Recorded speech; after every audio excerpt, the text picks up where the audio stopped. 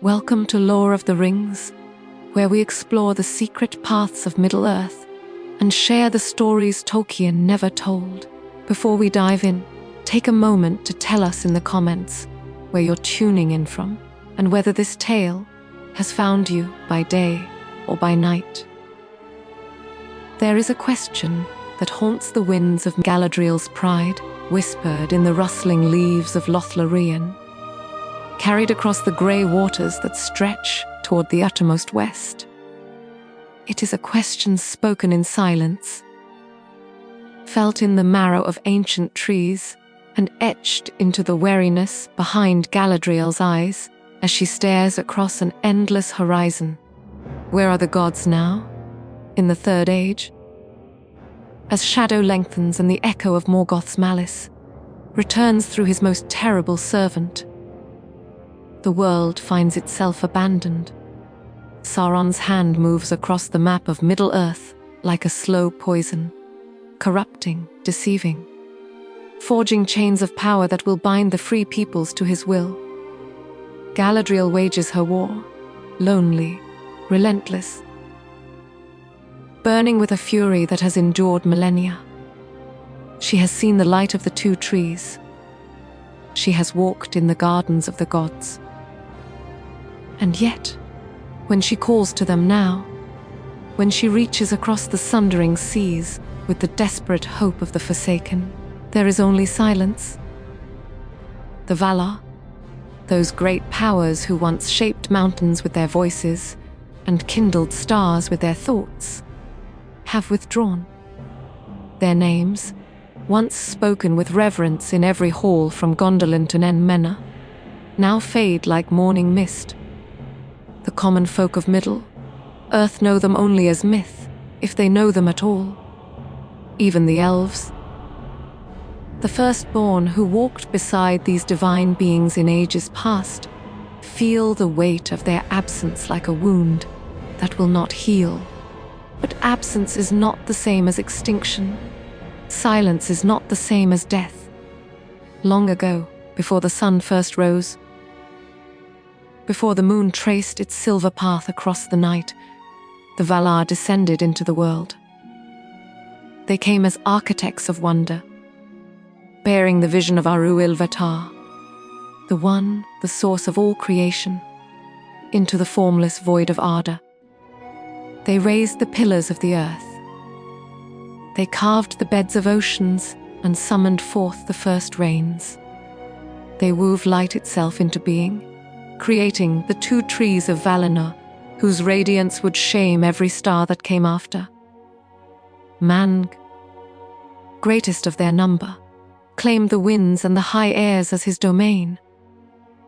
His throne stood upon Taniquetil, the tallest mountain in all creation, from which he could gaze across the whole of Arda.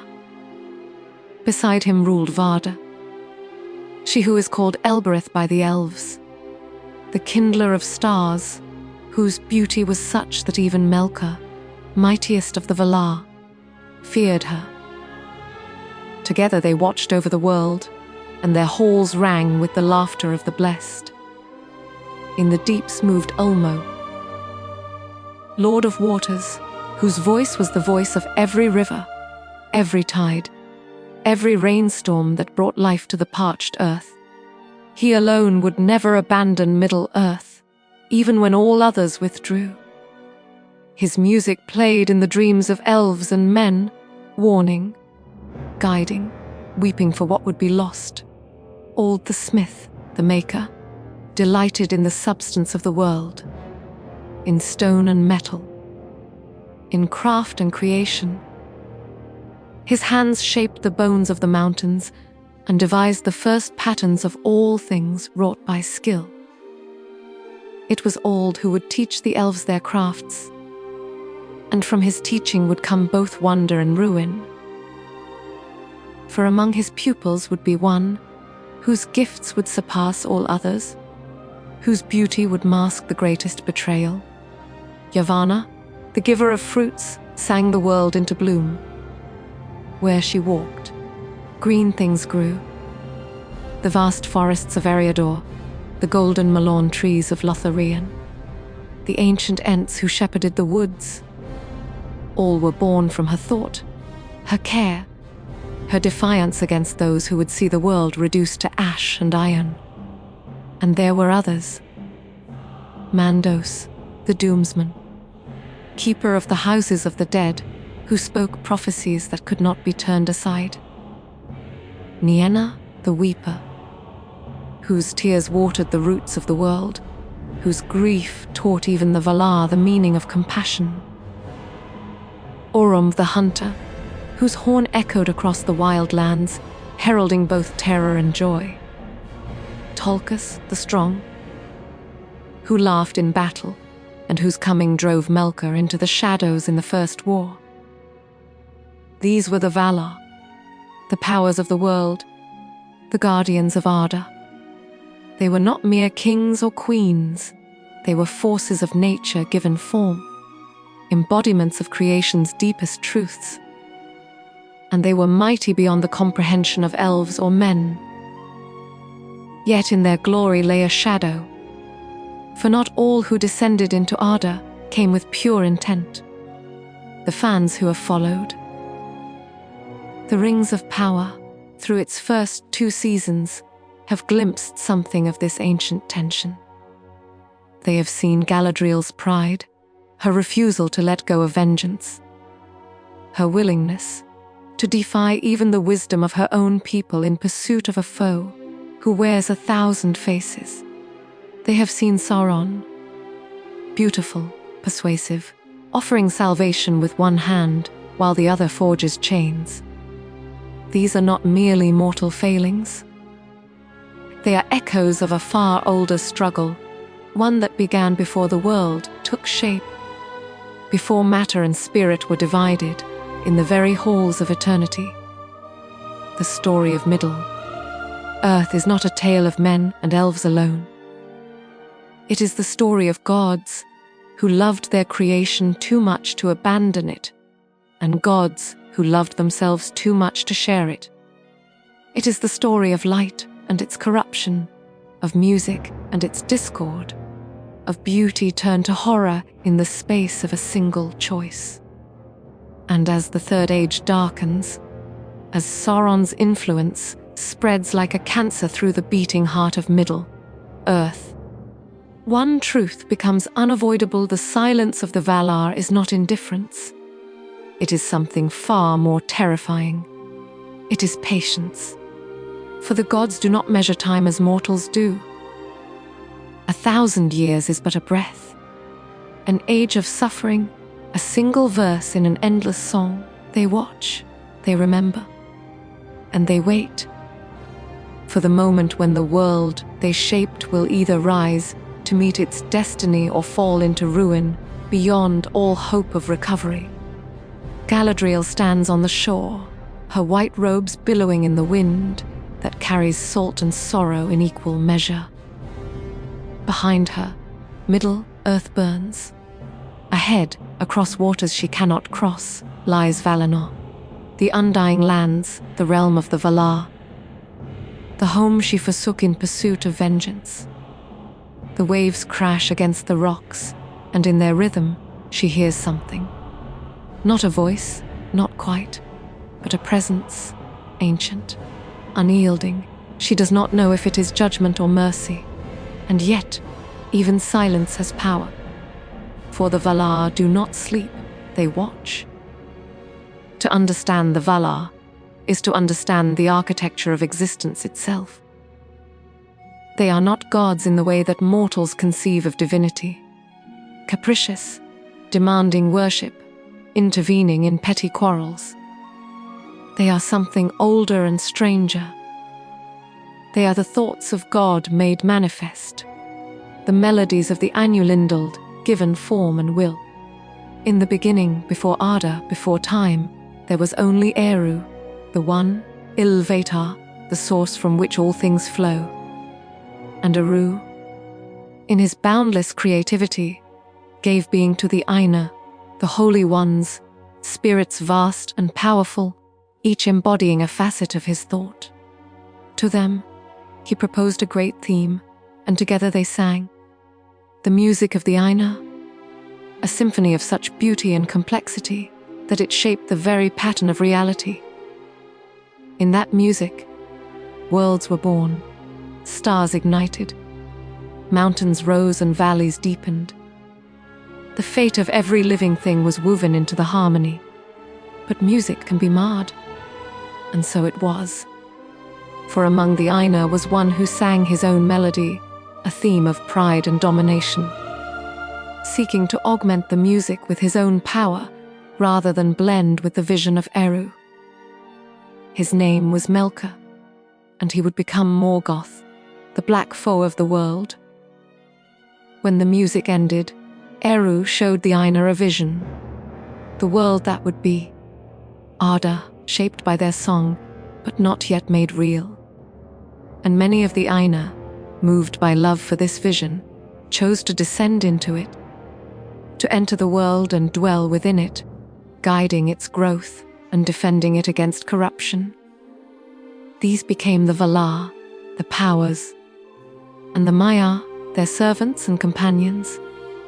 Together, they took on physical forms, limiting their vast spirits so that they might walk within the world and shape it with their hands as well as their wills. Man Estu Limo, the lord of the breath of Arda, claimed dominion over the airs and winds.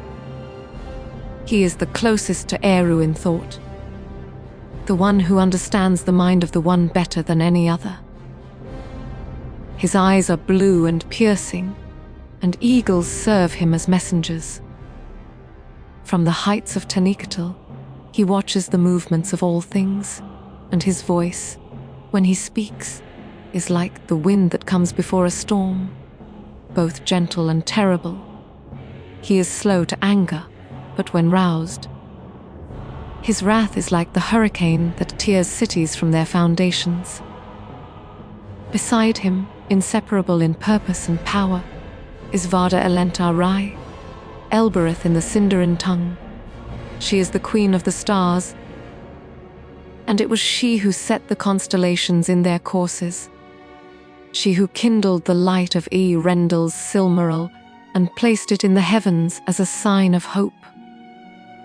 The elves love her above all others, for she heard their cries in the darkness before the sun and moon, and she answered. No creature of evil can withstand her light. Even Morgoth, in his pride, turned his gaze from her radiance, for in her he saw the implacable will of Eru reflected, and it unmade him. Olmo, the Lord of Waters, moves through the deeps. He does not often take form. When he does, it is as a great figure rising from the waves, clad in mail that shimmers like scales, with a voice that is the sound of horns echoing through deep chasms. But more often, he is felt rather than seen, in the dreams of those who sleep near water, in the visions granted to the wise. He is the Valar who never ceased to care for Middle-earth, even when his kindred departed.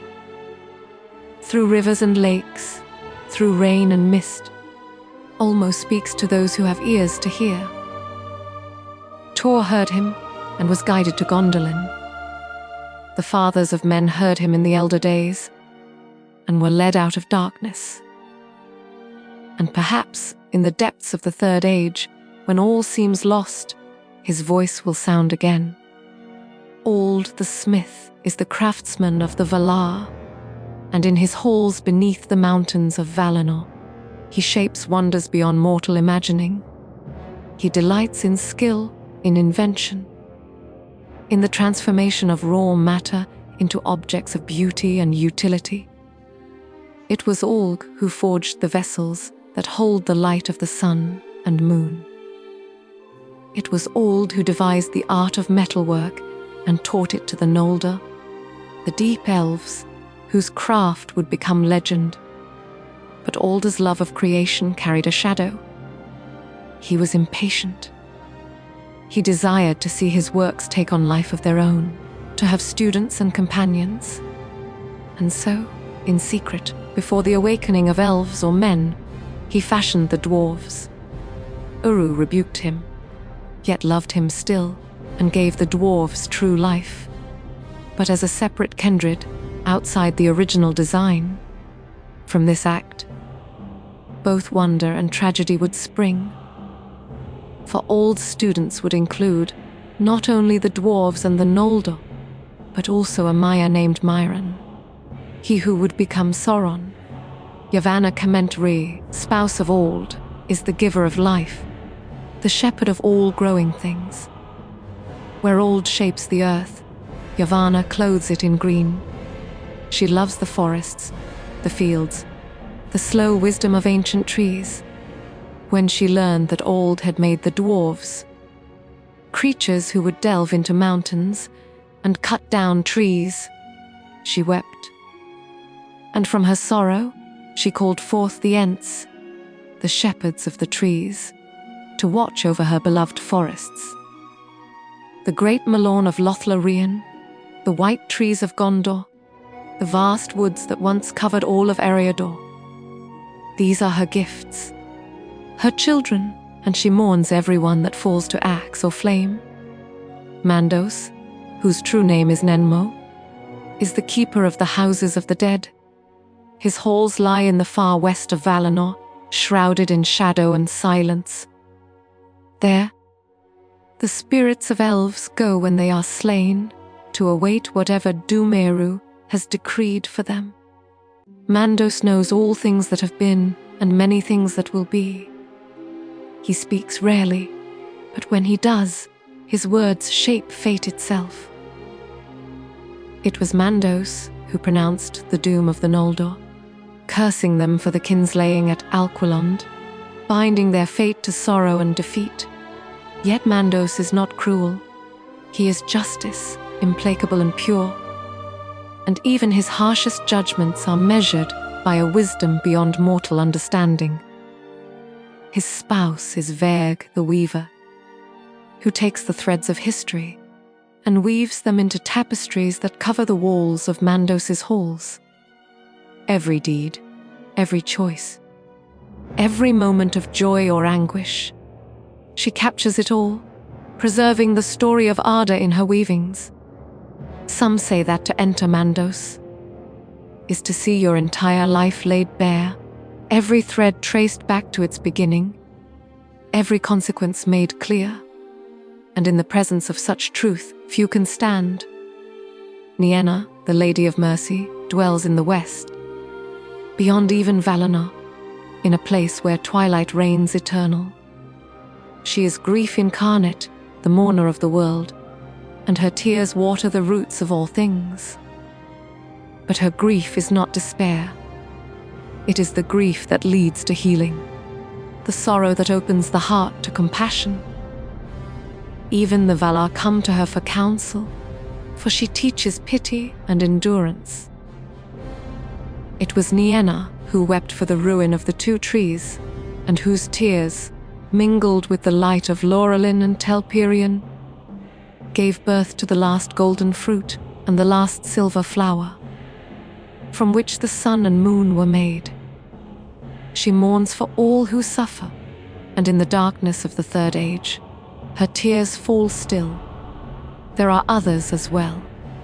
Orum the Hunter, who rides through the wild places and whose horn, the Valama, strikes terror into the hearts of evil things. Tolkus the Valiant, who came last into Arda, descending in laughter, and wrath to challenge Melkor in the First War. Nessa the Dancer, spouse of Tolkus, who runs with deer and fills the meadows of Valinor with joy. Est the Gentle, healer of the weary, whose gardens bring peace to all who rest there. Vina the Ever, young, whose beauty causes flowers to bloom wherever she walks. Irmo, lord of visions and dreams, who dwells in the gardens of Lorien. Not the forest of Middle-earth, but a realm of mist and reverie where time moves strangely and visions of things past and future mingle. These are the Valar. Together, they shape the world. Together, they stood against Melkor in the great wars that sundered continents and drowned lands. Together, they decreed the fates of elves and men. And yet, there is a question that fans of the Rings of Power have begun to ask. If the Valar are so mighty, why do they not act? Why do they leave Galadriel to fight alone? Why does Sauron walk free, corrupting, deceiving, forging weapons of domination without divine intervention? The answer is woven into the very fabric of Arda. The Valar learned, in the elder days, that intervention carries a terrible cost. When they waged war against Morgoth in the War of Wrath, they broke the world. Beleriand, an entire land filled with kingdoms and forests and cities of wonder, was cast into the sea. Tens of thousands perished. Elves, men, dwarves, all caught in the fury of gods unleashed. The Valar won. Morgoth was cast into the void, but the victory was bitter. They swore, then, that they would not again raise their hands directly against the darkness. They would guide. They would offer aid through emissaries, the Istari, the wizards, being among them.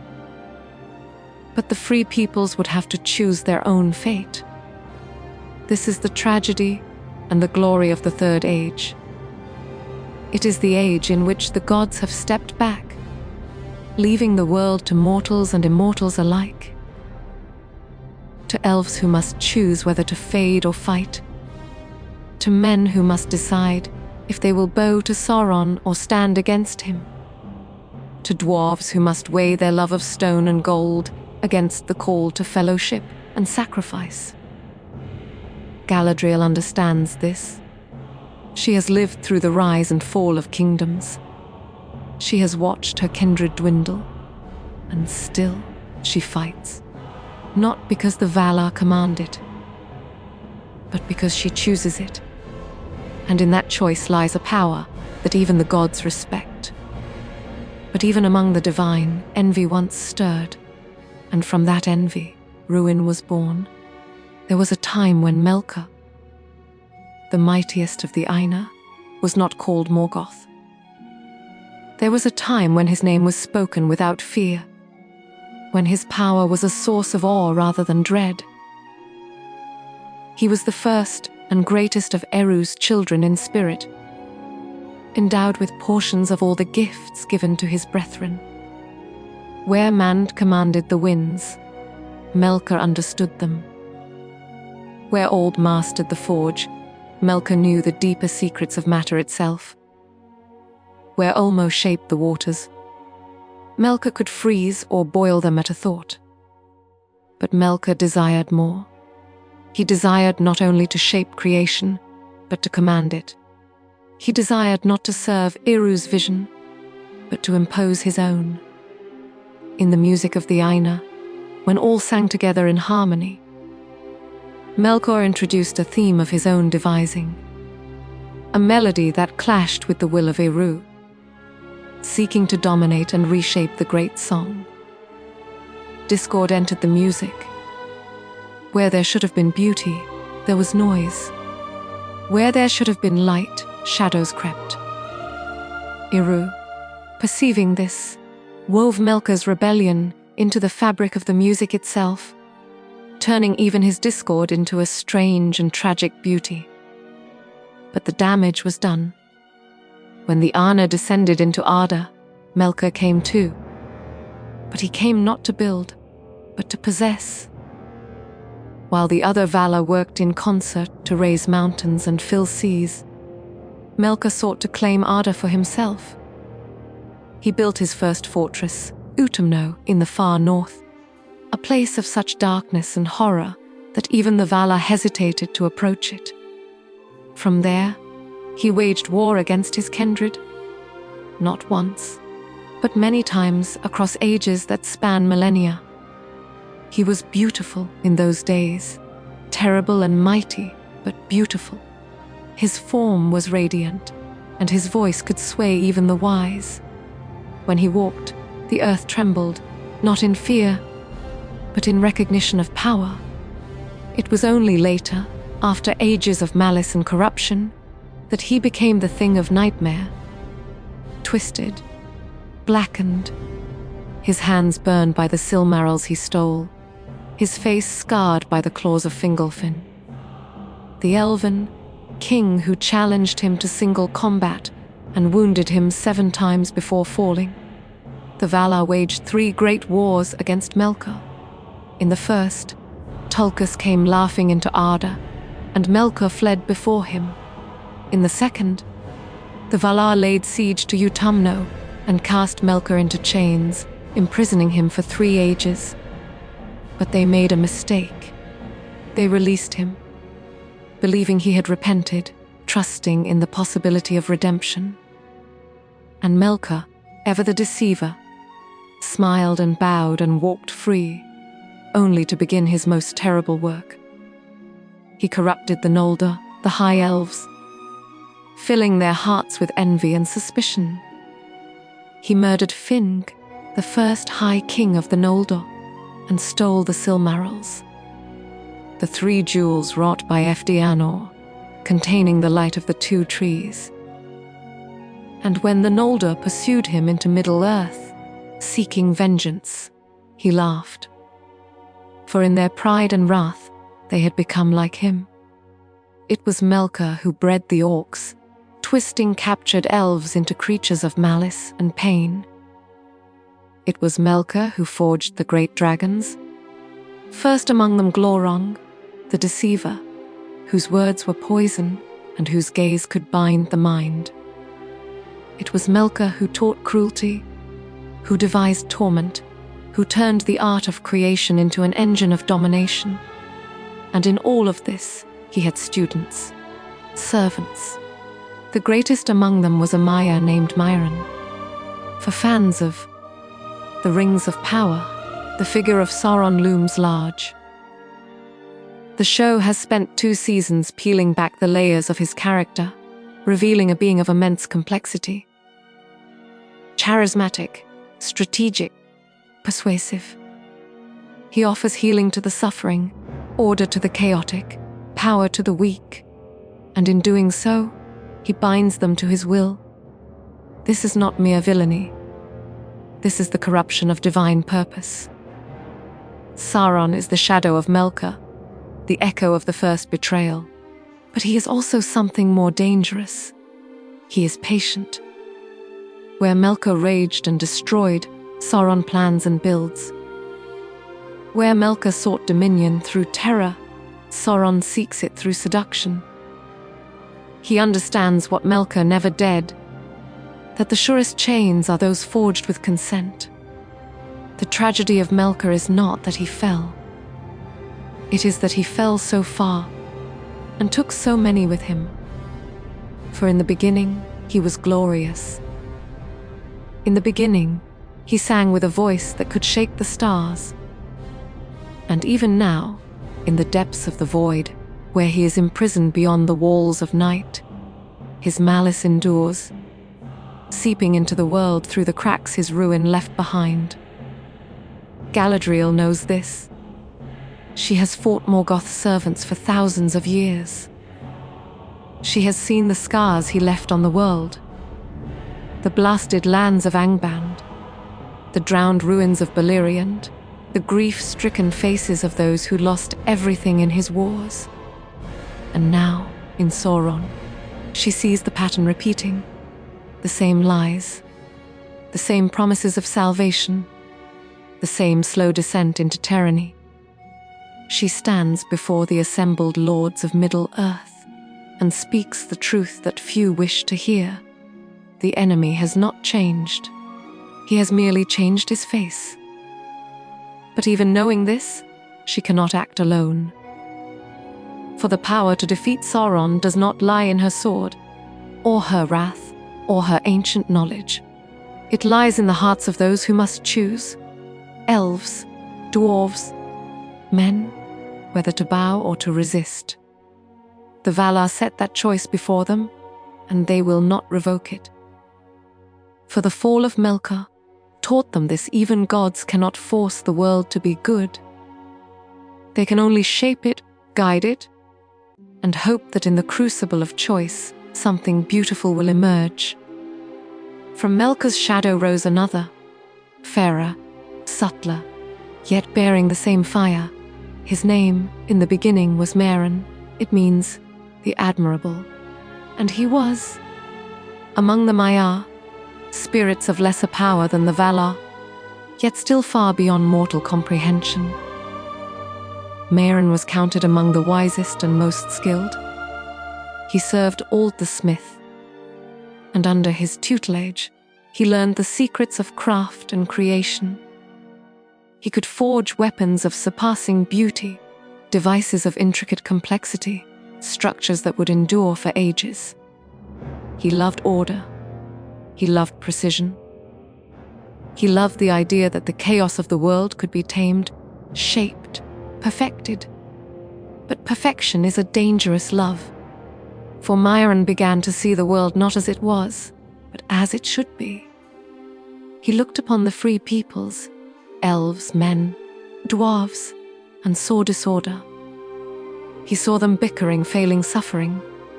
He saw potential wasted, beauty marred by ignorance and mortality. And he conceived a vision, a world united under a single will.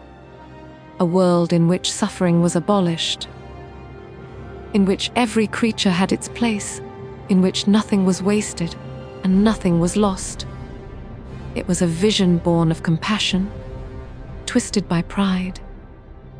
When Melkor returned to Middle-earth after his false repentance, Meren was among the Maiar who followed him, not because he loved darkness, but because he believed that Melkor, with his vast power, could bring about the perfection Meren sought. For a time, he served willingly. But as Melkor's malice became undeniable, as his cruelty turned even his own servants into victims, Meren's faith wavered, yet he did not leave. He could not. For he had already taken the first steps down a path from which there is no return. He had already bound himself to the pursuit of domination, convinced that the end, order, peace, unity, justified any means. When Melkor fell, cast into the void at the end of the War of Wrath, Meren had a choice. Enog, the herald of Mang, stood before the armies of Morgoth and offered pardon to all who would repent. Sauron, as he was now known, came before Eonogs and knelt. He spoke words of remorse. But when Eonog commanded him to return to Valinor and face the judgment of the Valar, Sauron balked. He feared their judgment. He feared humiliation, diminishment, the loss of his power, and so he fled.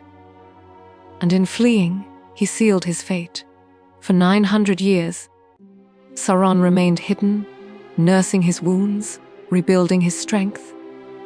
He took fair form again, appearing as Anatar, the Lord of Gifts, a being of grace and wisdom who offered aid to the struggling kingdoms of Middle-earth. The elves of a region, led by Celebrimbor, grandson of Efthanor, welcomed him. They did not know who he was.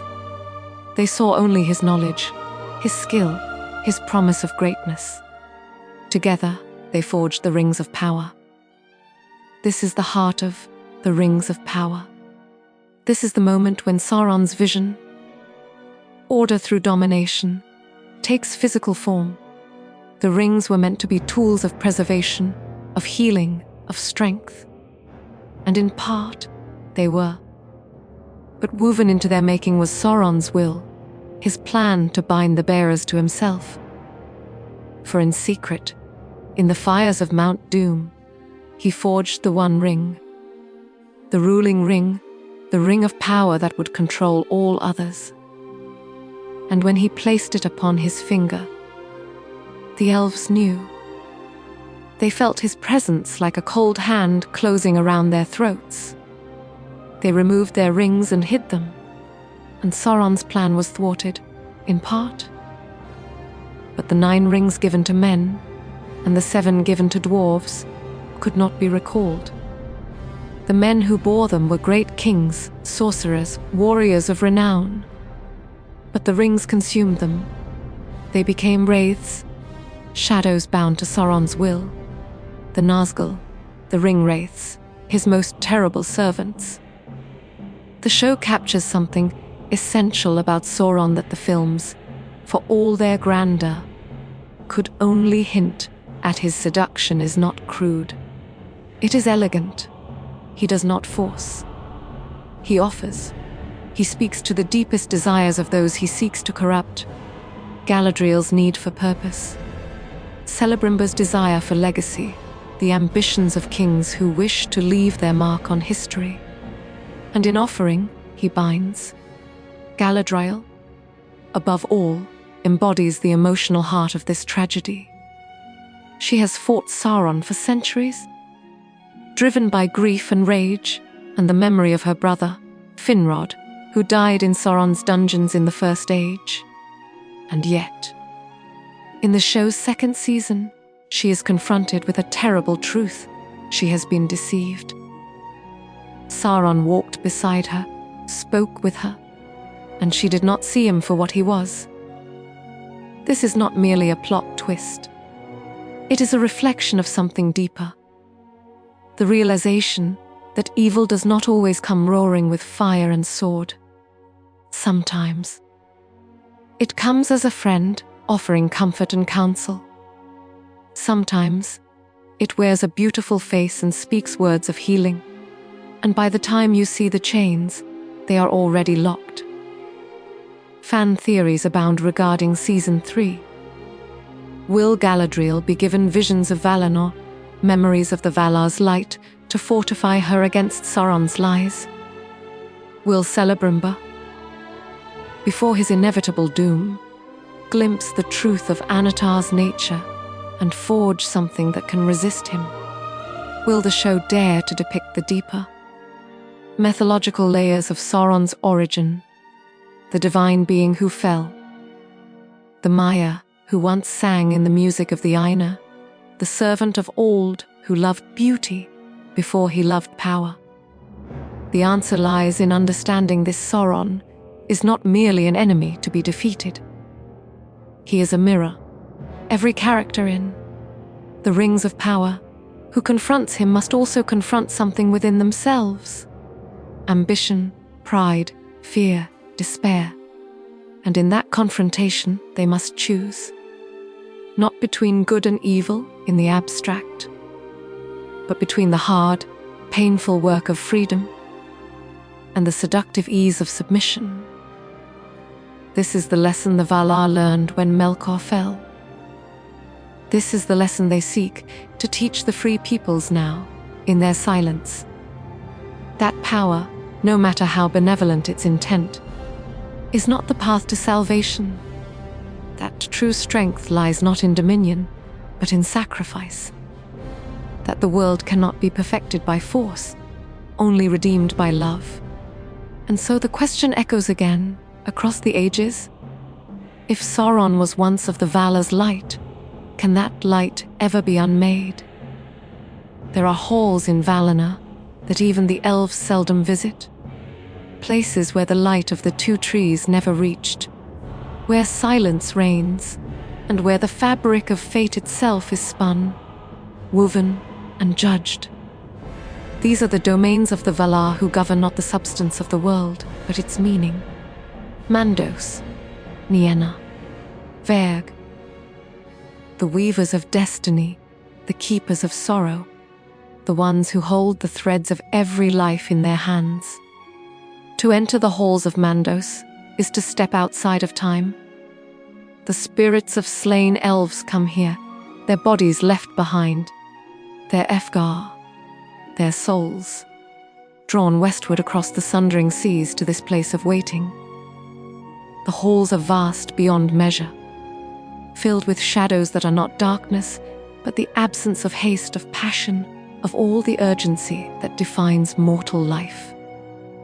Here, in the stillness, the dead wait. Some wait for healing, Some wait for judgment, and some wait for the end of all things, when Eru himself will remake the world, and they will be given new purpose. Mandos, the doomsman, presides over these halls. His true name is Nenmo, but few call him by it. He is justice incarnate, the pronouncer of fates, the one who knows the threads of destiny better than any save Eru. When the Noldor rebelled and fled from Valinor, pursuing Melkor and the stolen Silmarils, it was Mandos who stood upon the shore and spoke the doom of the Noldor, a prophecy and a curse woven together. He foretold their suffering, their betrayals, the kinslayings that would stain their history. He promised that they would win no lasting victory, that their greatest works would crumble, that they would be bound to grief until the breaking of the world. And every word came true. But Mandos does not speak for cruelty's sake. He speaks because truth, however bitter, is a gift. To know one's fate is to have the chance to meet it with courage, to make choices with full understanding. The Noldor could have turned back. They did not, and so the doom fell upon them, generation after generation, until at last Morgoth was defeated, and the remnant of the Noldor returned to Valinor, bowed and humbled, seeking the forgiveness that Mandos had always held in reserve. Beside Mandos dwells Vair the Weaver. She does not speak. She does not need to. Her work speaks for her. Upon the walls of Mandos's halls hang tapestries that depict all things that have ever been. Every deed, great and small, every word spoken in love or in hate, every choice, every consequence. The tapestries grow ever longer, for history does not cease. And Vair weaves without rest, capturing the story of Arda in threads of light and shadow. Some say that to look upon Vair's tapestries is to see your own life laid bare. Not as you remember it, not as you wish it had been, but as it truly was, every lie exposed, every hidden motive revealed, every moment of cowardice, and every act of unnoticed bravery given equal weight. It is a vision that can break a soul or redeem it. And then there is Nienna. She dwells apart from the other Valar, in the far west of Valinor, where the light of the trees faded first and twilight lingers always. Her halls are not places of judgment or record, but of mourning. Nienna weeps. She weeps for all the suffering of Arda, for the elves who fell in battle, for the men who lived and died in darkness, for the beauty that was lost, for the potential that was never fulfilled. But her grief is not despair. It is the grief that waters the roots of compassion, that makes growth possible, even in the midst of ruin.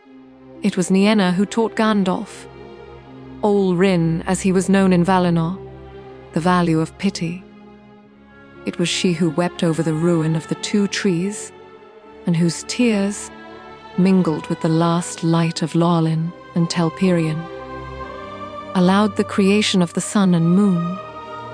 She is the force that transforms sorrow into hope, that teaches even the Valar that suffering has meaning.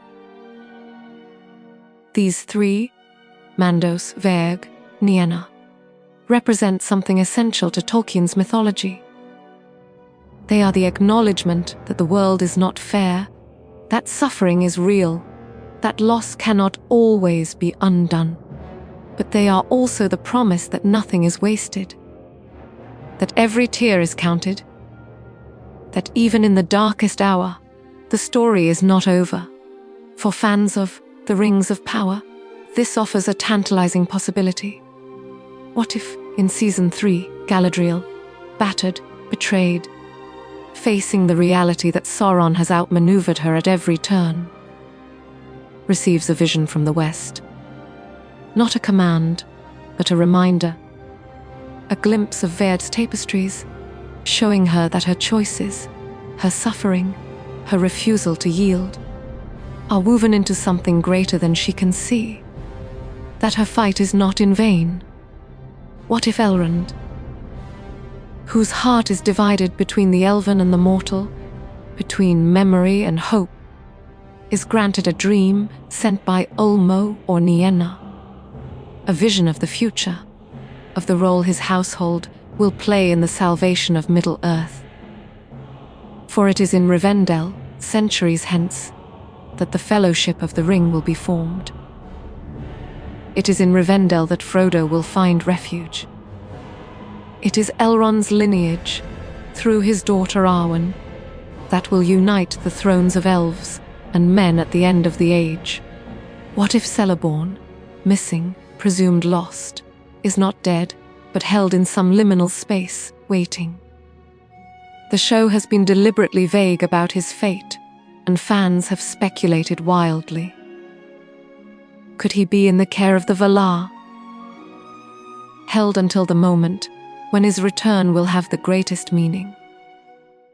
Could his reunion with Galadriel be the emotional climax that breaks her cycle of vengeance and restores her to the light? These are not idle questions. They touch on something central to Tolkien's vision, that the world is not governed by blind fate, but by a providence that is loving, patient, and infinitely complex. The Valar do not prevent tragedy, because tragedy is part of the pattern. But they ensure that tragedy does not have the final word. Consider the fall of Nent Mena, which the Rings of Power is building toward. The greatest kingdom of men, blessed by the Valar, given long life and wisdom beyond other mortals, yet doomed to fall into pride, corruption, and ruin. When Pharazôn, the last king of Nent Mena, is deceived by Sauron into challenging the Valar themselves, sailing with a great armada to Valinor to demand immortality, the Valar lay down their governance. They call upon Eru, and Eru responds by changing the shape of the world. The straight road to Valinor is removed from the physical plane. Nent Mena is swallowed by the sea. An entire civilization is drowned in a single night. But not all are lost. The faithful, those Nentmenrians who remain true to the Valar, escape. Elendil and his sons, Isildur and Anrian, lead 9 ships to Middle-earth, bearing with them the white tree of Nent Mena, the Palantiri, and the memory of what it means to be noble. From their landing comes the founding of Gondor and Arna, the kingdoms that will stand against Sauron for thousands of years. Was this the Valar's plan? Did they foresee the fall of Nent Mena and ensure that the faithful would survive? Or did they simply provide the opportunity, and the faithful chose rightly? The answer is both. For this is the nature of the Valar's work in the world. They weave fate without destroying freedom. They offer signs, visions, nudges toward the path of wisdom, but the choice is always left to mortals and immortals alike. And so, as the Third Age unfolds, as Sauron rises and the shadows deepen, the free people stand at a crossroads. Will they heed the faint whispers of the West, the dreams sent by Ulmo, the sorrow of Nienna that teaches compassion? Will they see, in their own suffering, the threads of a greater tapestry? Or will they despair, believing themselves abandoned, and bow to the tyranny that promises an end to pain? The Valar do not move to prevent tragedy, for through it, they shape eternity. There is one among the Valar who never ceased to care for Middle-earth, while his brethren withdrew to Valinor, distancing themselves from the wars and sorrows of the mortal lands. He remained, not in form, for he seldom takes shape that eyes can see, but in presence, in every river, every lake, every rain that falls and every wave that crashes against the shore. His name is Ulmo, Lord of Waters, and he is the voice that speaks in the depths. Ulmo is strange among the Valar. He does not dwell in a palace of stone or a garden of delight. His halls are the caverns beneath the sea, the abyssal trenches where light has never reached, the endless currents that bind the world together. When he takes form, he rises from the waves clad in shimmering mail, and his voice is the sound of horns, great, echoing, mournful horns that carry across vast distances, calling, warning, lamenting. But more often, he does not take form at all. He moves unseen, and his voice comes in dreams. Those who sleep beside water, beside rivers, beside the sea, in the rain-soaked camps of wanderers, sometimes hear him. Not words exactly, but a presence, a knowing, a sense that they are not alone, that something vast and ancient and sorrowful watches over them. It was Ulmo who guided Tor, a mortal man of the First Age, through the hidden ways to the city of Gondolin. It was Ulmo who sent visions to Finrod Felagund, warning him of doom and urging him toward compassion. It was Ulmo who wept when Nen Menna fell, for he had sent warnings to the Nentamen, Rians in dreams and omens, and they had ignored him. And it is Ulmo who, in the Third Age, still watches, still speaks, still hopes, Nen Menna. The name carries weight even now, thousands of years after its fall. It was the greatest kingdom of men, a jewel set in the midst of the sea, a land of beauty and power such as the world had not seen since the elder days. The Nentamen, Rians, were not ordinary men. They were the Edain, the fathers of men who had fought beside the elves against Morgoth, who had proven themselves worthy through suffering and sacrifice. As a reward, the Valar raised an island from the sea, a land westward of Middle-earth but eastward of Valinor, and there the Edain dwelt. They were given long life, not immortality, but centuries instead of decades. They were taught by the elves. They grew mighty in craft and lore, but they were still mortal, and mortality gnawed at them. For the Nentamen, Rians could see Valinor on the horizon, a faint shimmer of light in the uttermost west. They knew that the elves could sail there, could dwell in the presence of the Valar and never die.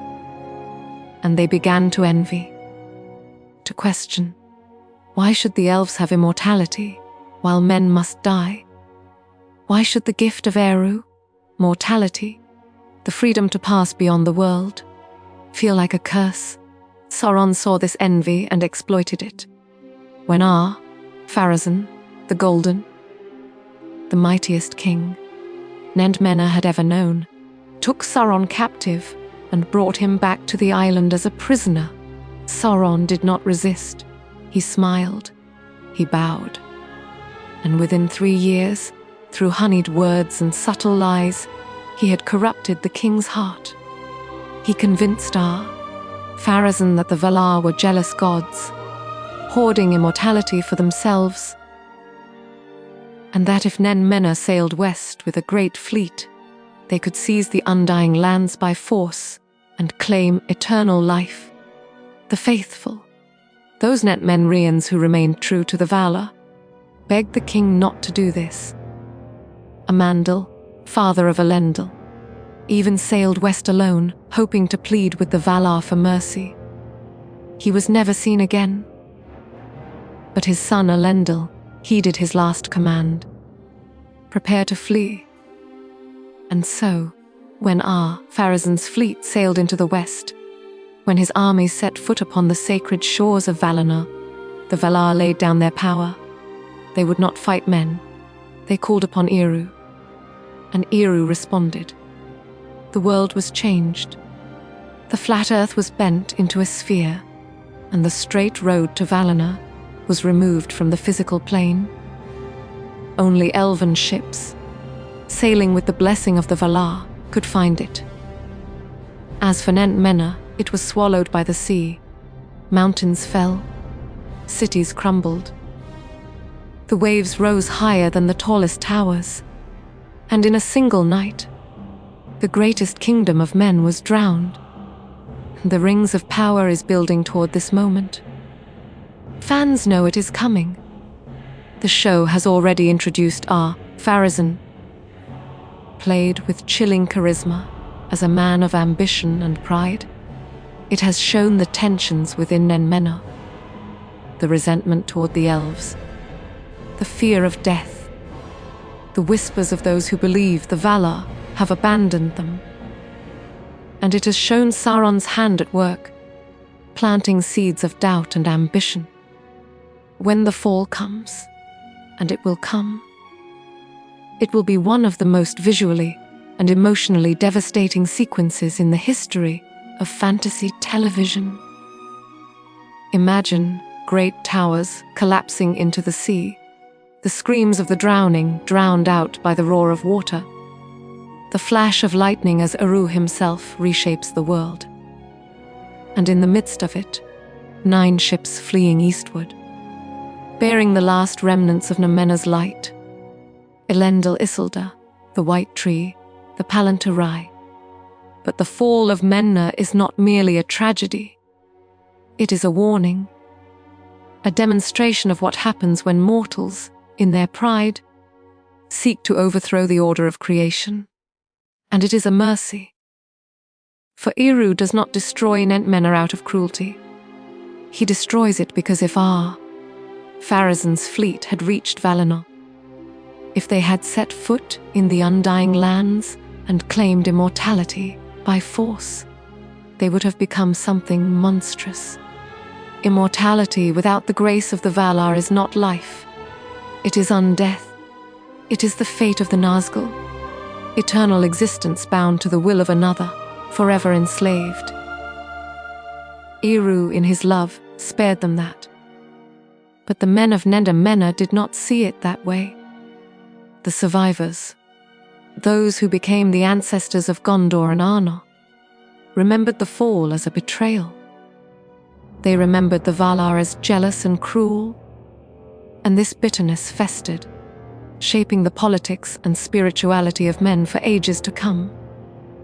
Ulmo wept for Menna. He wept as the waters rose. He wept as the proud towers fell. But he did not stay the flood. For even the Valar cannot turn aside the will of Eru, and even sorrow, in the music of the Aina, has its place. Centuries later, in the ruins of what had been, the descendants of Menna built new kingdoms. Gondor, the South Kingdom, with its white towers and its vigilance against the darkness of Mordor. Arnor, the North Kingdom, with its green lands and its memory of lost glory, and Ulmo watched over them. When the rivers of Gondor ran clean, that was his gift. When the rains came to water the fields, that was his voice, still speaking, still caring. He has not forgotten. He has not withdrawn. And when the time comes, when the final battle is fought, when the ring is destroyed and the shadow lifts, Ulmo will still be there, in the waters, in the rain, in the endless song of the sea. In the drowning of kings, the gods wept, yet no hand reached down to save them. Not all of the Valar's works ended as they intended. For every wonder they created, stars, forests, rivers, there were mistakes, corruptions, things that slipped beyond their control. The world of Arda is not a clockwork mechanism, perfectly ordered. It is a living thing, unpredictable, capable of beauty and horror in equal measure. And from the very beginning, there were forces at work that even the Valar could not fully master.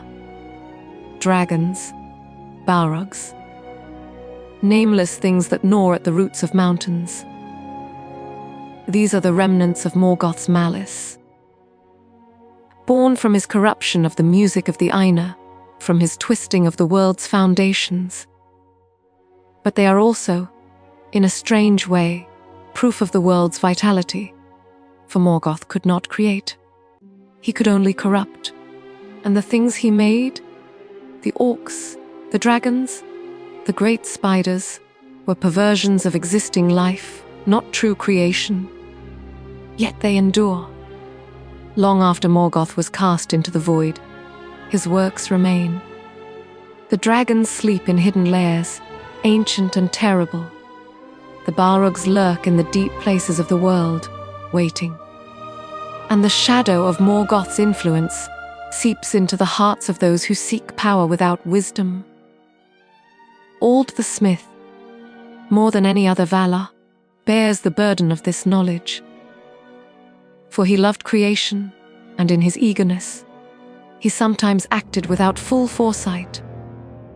The dwarves, whom he fashioned in secret, were not evil, far from it.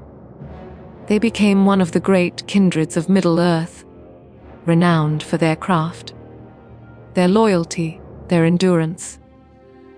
But Ald's impatience set a precedent. It showed that even the Valar could act outside the will of Eru. And though Eru forgave and blessed the dwarves, the lesson was learned: creation carries consequences. Morgoth learned this lesson in his own twisted way. He could not create life, but he could warp it. He took elves, captured in the early days of their awakening, before the Valar found them, and subjected them to torment and dark sorcery until they became orcs. He took great spirits of fire, Maiar, who served him in his rebellion, and bound them into forms of flame and shadow, the Balrogs, and he bred the dragons, immense creatures of greed and malice, whose very breath was death. The greatest of these was Glorung, the Golden, the father of dragons. He was not winged like Smaug or Ancalagon, but he was mighty. His words could ensnare the mind, his gaze could bind the will. He was the ruin of Turin Turambar, one of the great heroes of the First Age, and his death was a tragedy that echoed through generations. After Morgoth's defeat, many of his creatures were destroyed, but not all. Some fled into the deep places of the earth, some hid in caves and forgotten ruins, waiting. And in the Third Age, they began to stir again. 4. The Rings of Power. This opens intriguing possibilities. Season 3 is rumored to explore darker, more horror-tinged elements of Middle-earth's mythology. What if, in Sauron's search for weapons and servants, he awakens things that even he cannot fully control? What if, in the depths beneath Khazad Dum Mem, the dwarves delve too deep and disturb something ancient, something that predates even Sauron, a remnant of Morgoth's ruin, the Balrog of Moria, Durin's Bane, as it would come to be called, is still sleeping in this age, but the seeds of that awakening are being sown. The dwarves' greed for mithril, their relentless mining, their refusal to heed warnings. All of this is leading toward a catastrophe that will destroy their greatest kingdom. And there are other threats. The great spiders, descendants of Ungoliant, the primordial creature of darkness who devoured the light of the two trees and nearly killed Morgoth himself. Shelob, who will one day lair in Cirith Ungol, is not the only one of her kind. Her offspring spread across Middle-earth, lurking in dark forests, weaving webs that can trap even elves. There are also the nameless things, mentioned only in passing in Tolkien's works. Creatures so old that even the Valar do not know their origin. Gandalf, in his battle with the Balrog, speaks of descending into depths where nameless things gnaw the world. These are not creations of Morgoth. They are older, stranger. Things that existed in the void before Arda was shaped, or that crept into the world during the discord of the music. The presence of such horrors in Middle-earth is a reminder that the world is not fully tamed. The Valar shaped Arda, but they did not remove all danger from it. They could not. For danger, struggle, and the possibility of failure are woven into the fabric of existence. Without them, there is no courage. Without the shadow, the light has no meaning. This is the paradox at the heart of Tolkien's mythology. The Valar are powerful, but they are not omnipotent. They can guide, but they cannot control. And so Middle-earth remains a place where ancient evils sleep, where forgotten powers stir, where the choices of elves and men and dwarves matter, because the outcome is not predetermined. In the Rings of Power, this will become increasingly important. As Sauron gathers his strength, as the rings begin to exert their influence, the free peoples will face not only his deceptions, but also the deeper horrors that his rise awakens.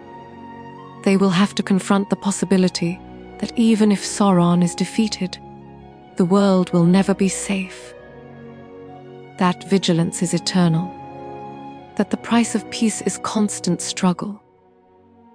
And they will have to ask themselves, is that price worth paying?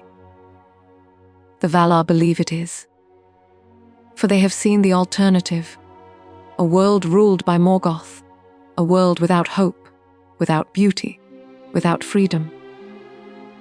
And they know that even in the darkest hour, when the fires of ruin burn brightest, there is always the possibility of light. Every fire that burns was kindled once by a god's hand, and some fires were never meant to die. There is a figure who stands at the intersection of all these stories, Valar and Maiar, Morgoth and Sauron, the glory of Valinor and the sorrow of Middle-earth. She is ancient beyond reckoning, beautiful beyond mortal imagining, and burdened with a grief that has endured for millennia. Her name is Galadriel, and she is the living memory of the world. Galadriel was born in Valinor, in the years before the sun and moon, when the only light in the world came from the two trees. She walked beneath their boughs. She spoke with the Valar. She knew Milian, the Maiar who became Queen of Doriath, and from her learned much of the deeper lore of Arda. She was one of the Noldor, the Deep Elves, and when Ef-Benor, her kinsman, led the rebellion against the Valar, she followed. Not out of loyalty to him, but out of a desire for her own kingdom, her own realm to rule. This is the shadow that hangs over Galadriel in the Rings of Power. She did not leave Valinor in innocence. She left in pride. And though she did not participate in the kinslaying at Alquilund, though she did not swear the terrible oath of Eftelenor, she was still bound by the doom of Mandos, the curse that fell upon all the Noldor who departed. For thousands of years, she dwelt in Middle-earth. She fought in the wars against Morgoth. She witnessed the rise and fall of kingdoms, Gondolin, Nargothrond, Doriath. She saw her brother, Finrod, fall to Sauron's werewolves in the dungeons of Tol in Garhoth. And when the War of Wrath ended, and the Valar offered pardon to the Noldor, she refused. She would not return to Valinor. She would remain in Middle-earth, seeking Sauron, hunting him across ages, determined to see him destroyed. This is the Galadriel we meet in the Rings of Power, driven, relentless, unable to let go of her rage. And it is both her strength and her greatest flaw. For Galadriel's defiance of the Valar mirrors, in a strange way, the defiance of Melkor himself. Both refused to accept the judgment of higher powers. Both believed they knew better. The difference is intent. Melkor desired dominion. Galadriel desires justice. But the line between justice and vengeance is perilously thin, and Galadriel has walked it for so long that she no longer sees the danger. This is what makes her story so compelling. She is not a simple hero. She is a figure of immense complexity, noble and flawed, wise and blind, compassionate and ruthless. She carries the weight of ages, and it has bent her into something hard and unyielding. But there is hope for her. For Galadriel is also capable of change. In the Third Age, after the forging of the Rings of Power, Galadriel bears Nenya, the Ring of Water, one of the 3 rings made for the elves. Unlike the 9 and the 7, the 3 were never touched by Sauron, and they do not corrupt. But they are still bound to the one ring, and if the one is destroyed, the power of the 3 will fade. This means that Galadriel, in bearing Nenya, is also bearing a terrible burden. The knowledge that the preservation of Lothlorien, the realm she rules, depends on the continued existence of the One Ring. And yet, when Frodo offers her the ring, she refuses. She passes the test. She chooses to diminish, to fade, to let go of power, rather than become what Sauron is. The Rings of Power is building toward this moment, though it lies far in the future of the show's timeline. Season 3 will likely explore Galadriel's internal struggle as she comes to terms with the reality that Sauron deceived her, that she was, in some sense, complicit in his plans. She will have to confront the question: what does it mean to fight evil without becoming evil yourself? Fan theories suggest that Galadriel may receive visions or messages from the Valar in Season 3. Perhaps through the Mirror of Galadriel, which has yet to be created, or through dreams sent by Ulmo or Nienna. These visions might show her the tapestry of fate, the threads of her own life woven into something greater. They might remind her that her suffering, her choices, her refusal to yield, are not in vain. That she is part of a story whose ending she cannot see, but which is nonetheless leading toward redemption. There is also the question of Celeborn. In Tolkien's writings, Celeborn is Galadriel's husband, a Sindarin elf of great wisdom and restraint. In The Rings of Power, he has not yet appeared, and the show has implied that he is lost or dead. But this opens a narrative possibility. What if his return is the key to Galadriel's transformation? What if, in finding him, she also finds the part of herself that she lost in her long war against Sauron? The capacity for peace, for love, for something other than vengeance. Galadriel's story is also deeply tied to the theme of exile and return. She left Valinor in pride and was barred from returning by the doom of Mandos. But eventually, that ban is lifted. In Tolkien's Legendarium, it is not entirely clear when or how this happens. Whether it is after the defeat of Morgoth, or after she refuses the One Ring, or through some other act of grace. But the fact that she does return, that she sails into the west with Frodo and the other ring, bearers at the end of The Lord of the Rings, is significant. It means that redemption is possible, that even the proudest can be forgiven, that the Valar, for all their silence, do not abandon those who falter. This is the emotional core of Galadriel's arc in The Rings of Power. She is not fighting merely to destroy Sauron. She is fighting to prove to herself and to the Valar that she is worthy That her choices, however flawed, have meaning. That she can still be more than the sum of her mistakes. And in this, she becomes a mirror for all of Middle-earth.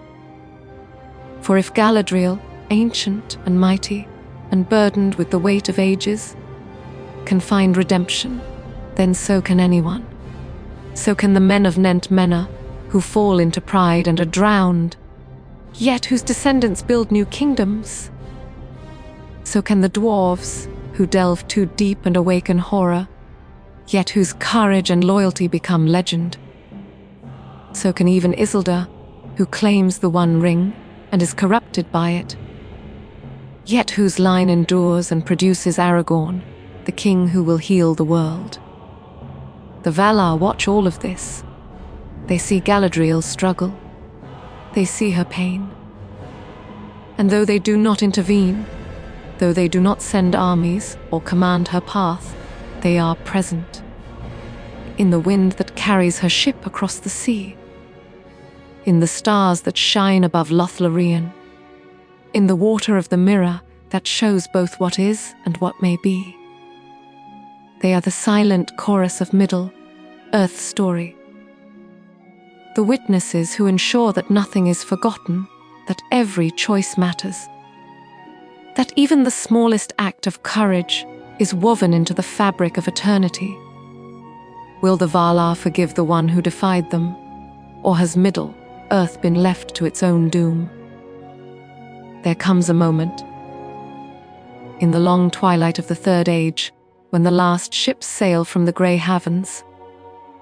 The elves are departing. Their time in Middle-earth is ending. The great forests are diminishing. The hidden kingdoms are fading.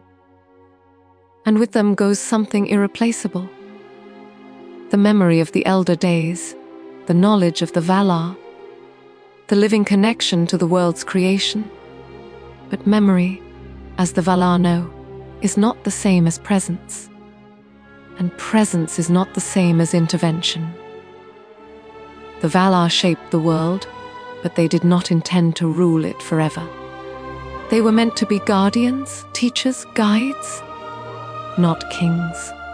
And when their guardianship became domination, when their wars against Morgoth shattered continents and drowned kingdoms, they learned that even divine power must have limits.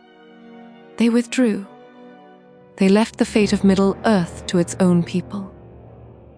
And in doing so, they gave them the greatest gift of all, the freedom to choose. This is the paradox at the heart of Tolkien's mythology. The Valar are good. They are wise. They are powerful beyond comprehension. And yet, they do not act. They do not swoop down from the west to destroy Sauron. They do not send armies to defend Gondor. They do not shield the innocent from suffering. Why? Because to do so would be to rob the free peoples of their agency, to turn them into puppets, acted upon rather than acting.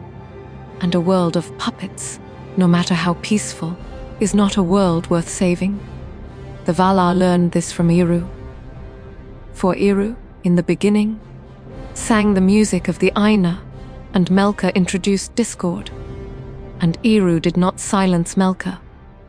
He wove the discord into the music, transforming it into something richer, more complex, more beautiful. He allowed rebellion. He allowed suffering, because without it, there can be no true choice, no true love, no true courage. And so the Valar, following the example of their creator, allow the darkness to rise. They allow Sauron to deceive and corrupt. They allow Menna to fall. They allow the elves to fade and the kingdoms of men to crumble. Not because they are cruel, but because they trust in the ultimate goodness of the world, the ultimate triumph of light over shadow, not through force, but through the choices of those who dwell within it. This is why Gandalf, when he is sent back to Middle-earth after his death, is told that he must not dominate, must not reveal his full power, must work through others rather than for them. This is why the elves, for all their wisdom, are fading, because their time is past, and it is now the time of men. This is why Frodo, the smallest and weakest of all the ring-bearers, is the one chosen to carry the ring to its destruction. Because it is not strength that will save the world, but the willingness to sacrifice, to endure, to hope even when all seems lost. The Valar do not intervene because they believe in the free peoples. They believe that, given the freedom to choose, most will choose rightly. And even when they do not, even when they fail, the failure itself becomes part of the story. A thread woven into the tapestry of fate, a lesson learned, a redemption earned.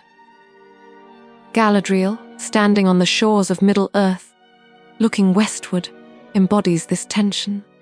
She has fought for millennia. She has sacrificed everything, and still the enemy endures. Still the shadow spreads, and she is weary, so weary. But she does not give up. She does not bow.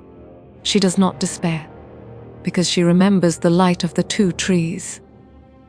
She remembers the voices of the Valar, the beauty of Valinor, the promise that, one day, all things will be made new. And in that memory, she finds the strength to continue. The last light of Valinor is not a physical light. It is not the glow of the trees, long since destroyed.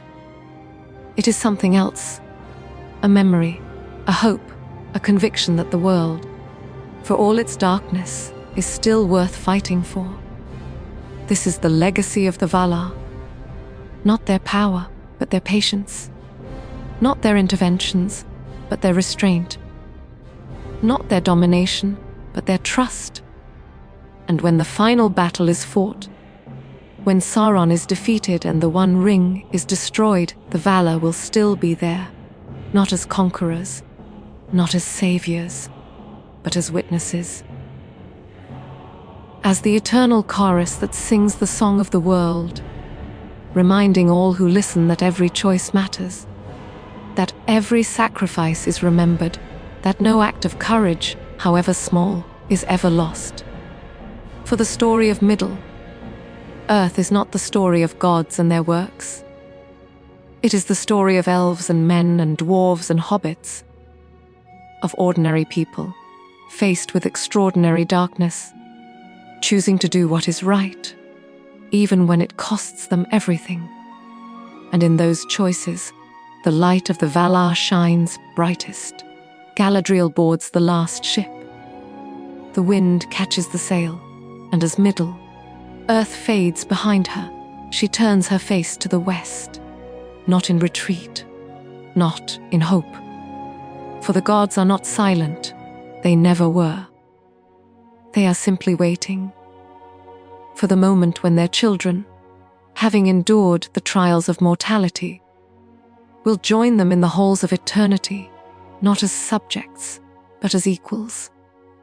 Not as those who were saved, but as those who saved themselves, and perhaps, when the last shadow falls, the forgotten gods of Arda will rise again, not to rule, but to forgive. Dear listener, this story ends, but many await.